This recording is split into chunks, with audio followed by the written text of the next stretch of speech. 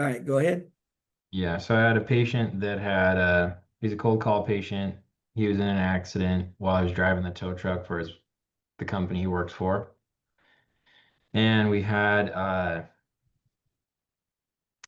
a claim number from the employer who was not happy that his employee was injured, and came to see us, and he gave us the claim number for the third party, which and then we called the third party insurance and asked them where to send the bill, and they said, well, typically because in Washington we send it to the if you have PIP insurance, you go through whoever has the PIP policy, you bill that insurance, which would be the employers.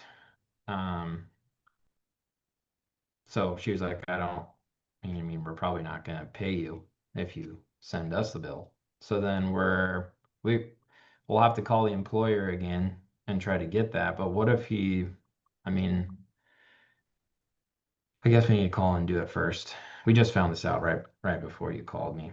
Um, but he's been difficult to deal with. And we've even seen the patient call his boss in the office, saying, "Hey, I'm here. I need my claim number." He's all pissed off about it. He's like, "Well, am I not allowed to be in pain after this accident?" So. Yeah, well, here's your first issue. You have a Hmm. potential workers' compensation and personal injury claim. Yeah. That's your first issue. Now, Okay. which one is it? Well, it depends on the state.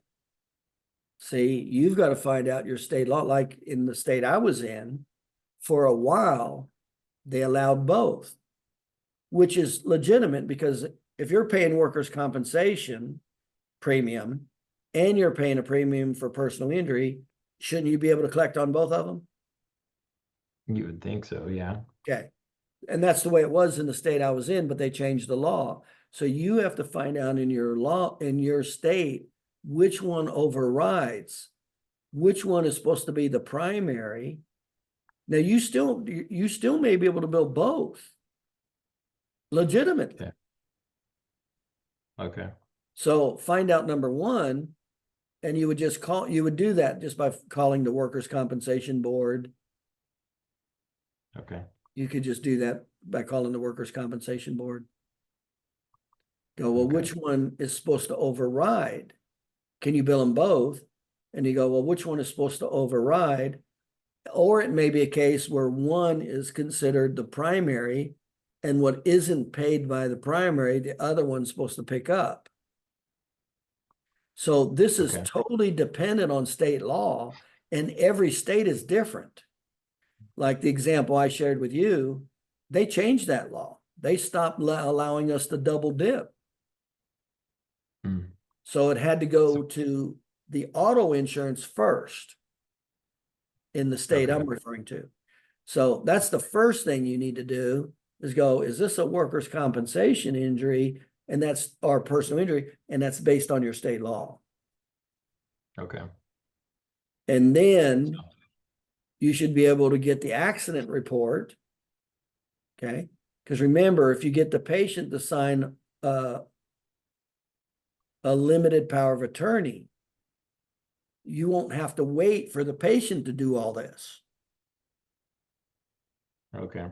So you want him to sign a limited power of attorney so you can contact whether it's the company for the claim number or the workers' compensation insurance or the personal injury insurance.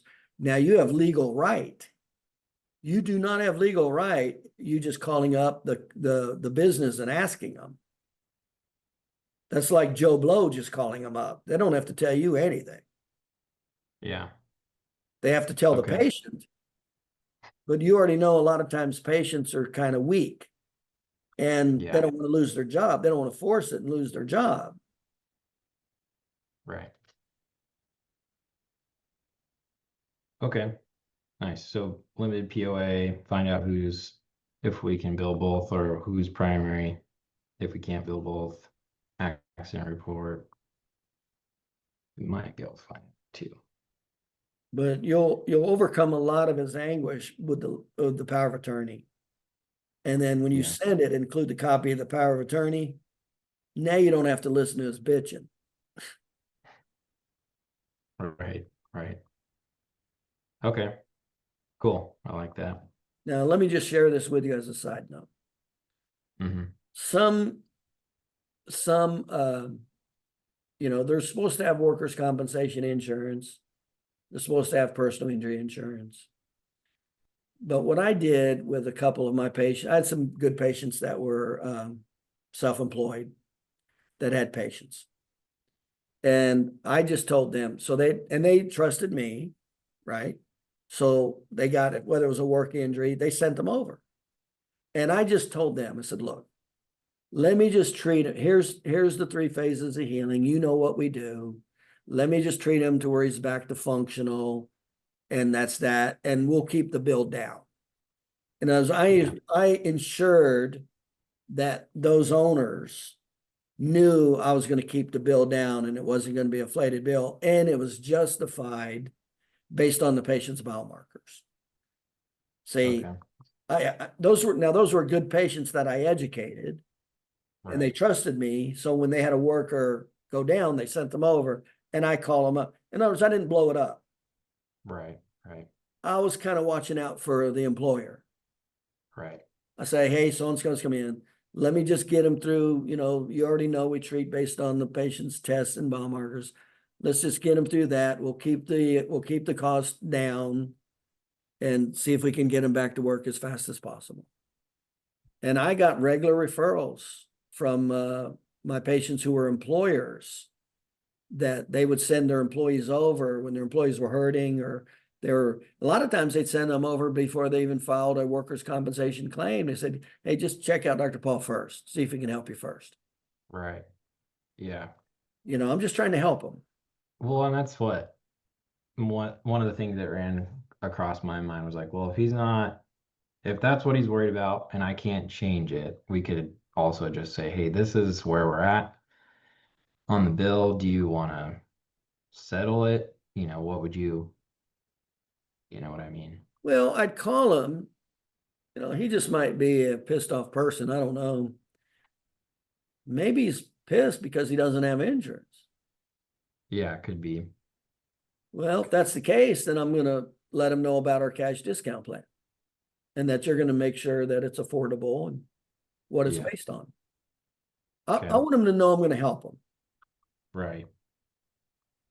Okay. not just for this patient. So if he has any other employees with problems, he can feel safe in sending them to me. Okay. Nice. It's always back to communication, communication, communication. Right. Yeah, well, and Let's face it, Ryan.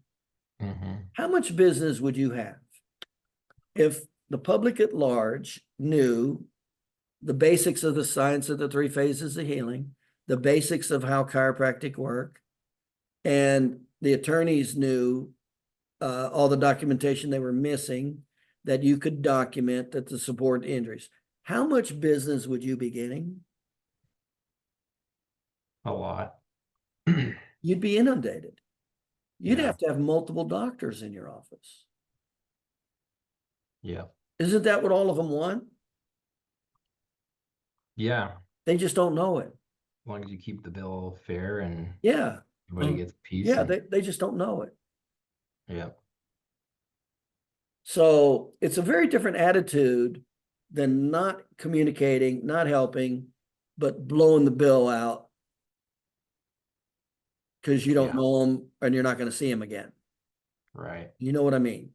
I do. Yeah. So I'd recommend not going down that road. That's a very self-limiting road, by the way. Yeah. You'll piss off the employer. He's not going to refer you anybody. You piss off the attorney. I mean, and isn't that what chiropractors are doing right now? They're pissing Mhm. everybody off with their bills because nobody knows what they're doing and how they're doing it. Hell, the chiropractors don't even know the 3 phases of healing. Yeah, no. we've gotten a couple people that, Well, let me put it to you this way, Ryan. You're a self-employed person in another business. Mhm. How would you like it if your employees got hurt and they just went to any chiropractor they want and they knew it was a work comp injury? You know what's going to happen, don't you? Yeah. You're not Yeah. going to like it, are you? Nope. And I've treated patients or employees myself, you know, when they've had something going on. So I get it. I mean, can you imagine how scary that would be for you, your employees to be in a car accident with your business car or work injury? And now remember, you're paying the insurance premiums and they go to the chiropractor and you already know how chiropractors work. You already know that bill is going to get the hell blown out of it. Hmm. How are you going to feel about that?